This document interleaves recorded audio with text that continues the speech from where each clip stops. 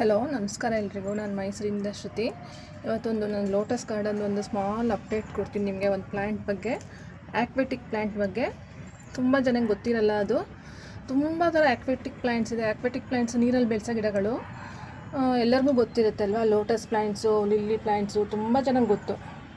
ಇಲ್ಲಿ ನೋಡಿ, ಇದು ನೀರಲ್ಲಿ ಬೆಳೆಸೋ ಗಿಡಗಳು ಅಂತ. ಆದರೆ ತುಂಬ ಜಾತಿ ನೀರಲ್ಲಿ ಬೆಳೆಸೋ ಗಿಡಗಳು ಇರುತ್ತೆ. ಅದರಲ್ಲಿ ಇವತ್ತು ಒಂದು ಹೂವು ಅರಳಿದೆ, ನಾನು ಅದನ್ನು ಅಪ್ಡೇಟ್ ಮಾಡ್ತೀನಿ. ಇದು ನೋಡಿ, ಇದು ವಾಟರ್ ಪಾಪಿ ಅಂತ ಕರಿತೀವಿ ಇದನ್ನು.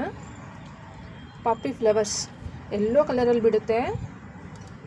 ತುಂಬ ನೋಡೋಕೆ ತುಂಬ ಚೆನ್ನಾಗಿರುತ್ತೆ. ದೊಡ್ಡ ಪಾಟಲ್ಲಿ ಹಾಕಿದ್ರೆ ನಿಮಗೆ ತುಂಬ ಪಾಟ್ ತುಂಬ ಹೂವಾಗಿ ತುಂಬ ನೋಡೋಕೆ ತುಂಬ ಚೆನ್ನಾಗಿರುತ್ತೆ. ಈ ಹೂವು ತುಂಬ ಲೋ ಮೇಂಟೆನೆನ್ಸ್ ಪ್ಲ್ಯಾಂಟ್ ಇದು. ನಿಮ್ಗೆ ಇದಕ್ಕೇನು ಫರ್ಟಿಲೈಸರ್ ಬೇಕಾಗಲ್ಲ, ಏನೂ ಬೇಕಾಗಲ್ಲ. ಅದ್ರ ಪಾಡಿಗೆ ತನ್ನಷ್ಟಕ್ಕೆ ತಾನೇ ಬೆಳೀತಾ ಹೋಗುತ್ತೆ. ತುಂಬ ಜನಕ್ಕೆ ಗೊತ್ತಿರಲ್ಲ, ಎಷ್ಟೊಂದು ಥರ ವಾಟರ್ ಪ್ಲ್ಯಾಂಟ್ಸ್ ಇದೆ. ಕೆಲವರು ಇಂಟ್ರೆಸ್ಟ್ ಇರೋರಿಗೆ, ವಾಟರ್ ಪ್ಲ್ಯಾಂಟ್ಸ್ ಬಗ್ಗೆ ಇಂಟ್ರೆಸ್ಟ್ ಇರೋರಿಗೆ ತುಂಬ ಚೆನ್ನಾಗಿ ಗೊತ್ತಿರುತ್ತೆ. ತುಂಬ ಥರ ಲಿಲ್ಲೀಸ್ಗಳನ್ನ ನೋಡ್ತೀವಿ ನಾವು, ತುಂಬ ಥರ ತಾವರೆ ಗಿಡಗಳನ್ನ ನೋಡ್ತೀವಿ. ಆಮೇಲೆ ತುಂಬ ವಾಟರ್ ಹಯಸಿಂತ್ ಅಂತ ಒಂದು ಕರಿತೀವಿ ನಾವು, ಒಂದು ಬ್ಲೂ ಕಲರ್ ಫ್ಲವರು. ಅದೂ ನನ್ನ ಗಾರ್ಡನಲ್ಲಿದೆ. ನಾನು ಮುಂದಿನ ವೀಡಿಯೋಗಳಲ್ಲಿ ನಿಮಗೆ ಅಪ್ಡೇಟ್ ಕೊಡ್ತೀನಿ ಅದ್ರ ಬಗ್ಗೆ. ಹೀಗೆ ತುಂಬ ಥರ ಗಿಡಗಳಿದೆ. ಇವಾಗೆಲ್ಲ ನೋಡಿ, ಈಗ ಡಿಸೆಂಬರ್ ಶುರುವಾಗಿ ಹೋಗಿದೆಯಲ್ಲ, ತುಂಬ ಎಲೆಗಳೆಲ್ಲ ಮುದುಡ್ತಾ ಇದೆ. ಒಂದಿನ ಬಿಸಿಲಿರುತ್ತೆ, ಒಂದಿನ ಮೋಡ ತುಂಬ ಆಗುತ್ತೆ, ಟೆಂಪ್ರೇಚರ್ ತುಂಬ ಲೋ ಆಗ್ತಾ ಇದೆ ಅಲ್ವಾ. ಹಾಗಾಗಿ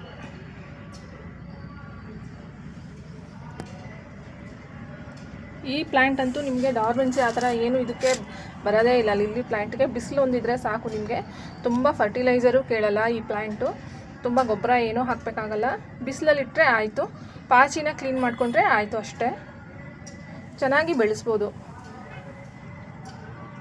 ಕೆಲವು ಲಿಲ್ಲಿ ವೆರೈಟಿಗಳು ಹಾಗೇನೆ, ನಿಮಗೆ ಅದು ಚಳಿಗಾಲ ಬಂತು ಹೂ ಬಿಡಲ್ಲ, ಆ ಥರ ಏನೂ ಇರಲ್ಲ. ಯಾವಾಗಲೂ ಬೆಳೆಸ್ಕೊಳ್ಬೋದು ನಾವು ಆ ಗಿಡಗಳನ್ನ.